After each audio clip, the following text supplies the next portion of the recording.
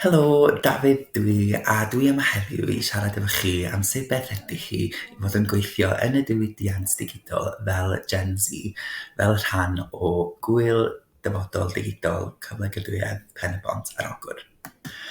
Ond cyn hynny, o'n i'n meddwl y bysa hi yn ddefnyddiol i siarad dipyn bach mwy amdan fi'n hun a'n ngyrfa. Felly dwi yn gweithio fel gweithredwr cyfrif mewn asiantaeth PR a marchnata yma yn Ne Cymru o'r enw Equinox. A da ni yn bennaf yn gweithio gyda clientiaid o fewn y sector breifat a hefyd y sector cyhoeddus.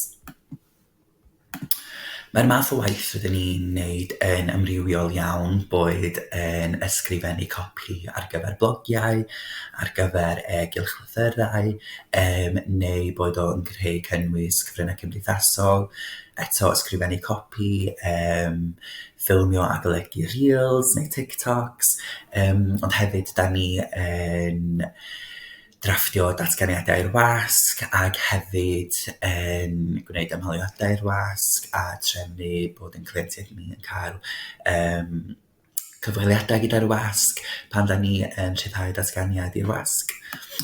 Felly mae'n rôl i yn bendant yn amrywiol ac dydy yr un diwrnod yr un peth, ond dwi'n meddwl bys yn rili da am fy swyddi ydy fy mod i yn cael datblygu pob math o sgiliau bron yn ddyddiol, boed yn ysgrifennu creadigol, gwaith tîm, gweithio'n annibynnol, yr holl sgiliau hanfodol yma sydd yn drosglwyddiadwy o fewn y diwydiant. Dwi'n cael eu magu nhw ac eu datblygu yn fy swydd bob dydd. A dwi'n teimlo gan bod y diwydiant digidol mor eang a mor fawr, dwi'n teimlo bod y sgiliau trosglwyddiadwy yna yn hanfodol ar gyfer llwyddo yn y maes, ond hefyd gan bod y diwydiant yn un sy'n tyfu o hyd, mae wastad datblygiadau newydd, felly mae cael y sgiliau trosglwyddiadwy yna yn beth handi iawn i gael, yn bendant os ydych chi yn awyddus i symud swydd.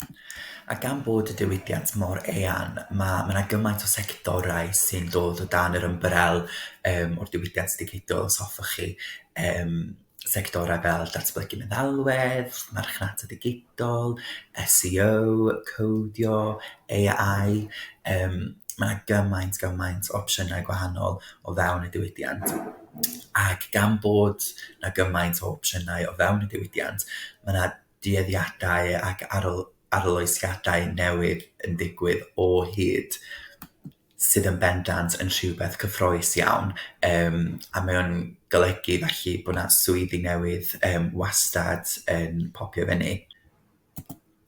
Swyddi oedd ddim hyd yn oed yn bodoli pan o'n i yn chwilio neu yn meddwl am ddechrau mynd mewn i'r byd gwaith. A mae cyn gymaint o swyddi sydd o hyd yn cael ei datblygu, a dwi'n siŵr bod yna swyddi fydd ymhen chydig o flynyddoedd yn boblogaidd iawn sydd ddim yn bodoli ar y munud. Felly mae yna swyddi fel newyddiadurwr digidol, arbenigwr AI, datblygydd gemau, datblygydd meddalwedd. Mae yna gymaint o gyfleoedd o fewn y diwydiant. Dwi'n teimlo bod o yn le da iawn i rhywun Gen Z ddechrau yn ei gyrfa a cael mewnwelediad i'r byd hollol anhygoel yma. A dwi yn teimlo weithiau fod y diwydiant digidol yn cael bod pobl yn meddwl bod y diwydiant yn fwy technegol a bod o'n fwy o creu a datblygu meddalwedd a gwefannau. A dwi'n meddwl di pobl ddim wir yn sylwi bod lot o'r swyddi o fewn y diwydiant digidol yn swyddi creadigol, a bod y swyddi yna yn gofyn am sgiliau creadigol, yn gofyn am sgiliau gwaith tîm, gweithio'n annibynnol. Ac o ganlyniad I hynny, dwi'n teimlo bod y gymdeithas o fewn y diwydiant digidol a'r diwylliant yn un sy'n eitha gwahanol o gymharu a eich swyddi mwy corporate, os hoffech chi. O fy mhrofiad personol I, dwi'n bendant wedi sylweddoli fod cwmnïau o fewn y diwydiant yn llawer fwy hyblyg gyda'i gweithwyr, a dydy cwmnïau ddim o reidrwydd yn gweithio 9 tan 5, felly dydy hynna ddim y norm. A mae yna rhai cwmnïau hyd yn oed yn gweithio 4 diwrnod yr wythnos, felly mae'r hyblygrwydd na o fewn y diwydiant yn bendant yn rhywbeth sy'n galluogi pobl I gael balans gwell rhwng bywyd gwaith a bywyd cymdeithasol.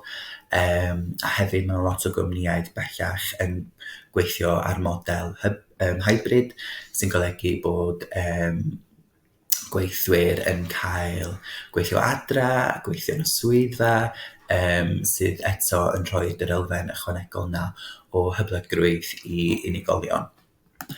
A dwi'n teimlo gan bod yr hyblygrwydd yna, mae cyflogwyr eisiau I gweithwyr nhw fod I allu gweithio o fewn llefydd sy'n ysbrydoledig, sy'n galluogi pobl I gydweithio, gweithio o fewn grwpiau, gweithio'n unigol, a felly mae yna lot o'r swyddfeydd yn mwy modern, yn adeiladau sydd wedi cael eu creu'n bwrpasol ar gyfer y sector. Hefyd, mae yna lot o gyfleoedd I gydweithio mewn llefydd cydweithio yn bendant yma yn Ne Cymru beth bynnag. Felly, dwi'n teimlo bod rhai o'r stereotypes, os hoffech chi, o diwydiant digidol ddim o reidrwydd yn wir. O'n i'n meddwl y fysa chi yn ddefnyddiol I mi rannu ychydig o tips a triciau bach cyflym ar sut allwch chi gyrraedd y diwydiant digidol.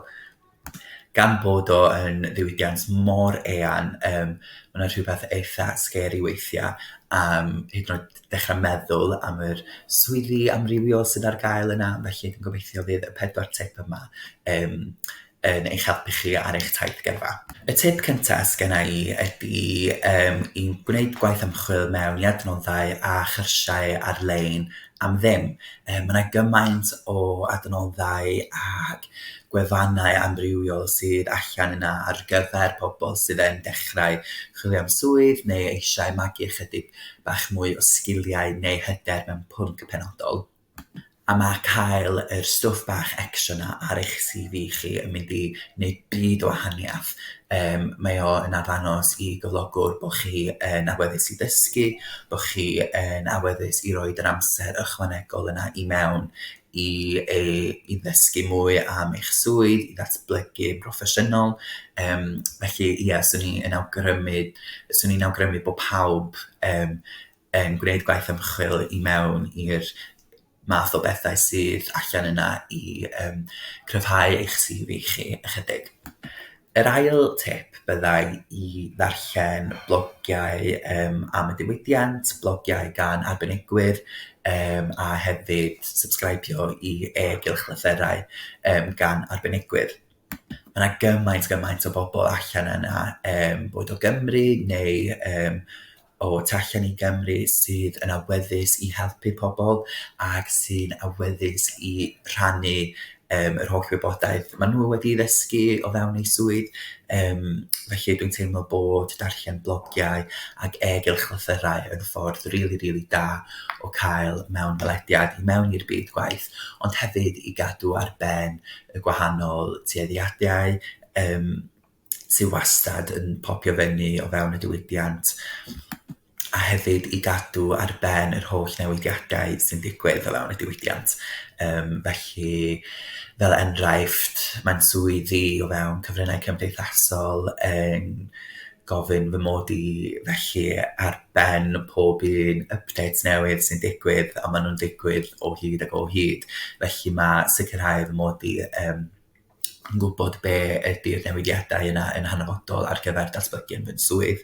Ond hefyd, pan mae'n dod I gyfweliad neu drafftio llythyr ar gyfer eich swydd neu ar gyfer eich CV, mae rhoid yr bits bach yna o wybodaeth yn just lliwio'ch gwaith yn hyd yn oed yn fwy, ac eto mae'n danos I golygwr bod chi yn really yn ystyried y swydd yma ac yn rhoi yr amser mewn, a bod chi yn awyddus iawn I ddatblygu o fewn y swydd ac eich bod chi efo diddordeb mawr o fewn y sector yma. Tip arall byddai mynd ar profiad gwaith neu cael interniaeth.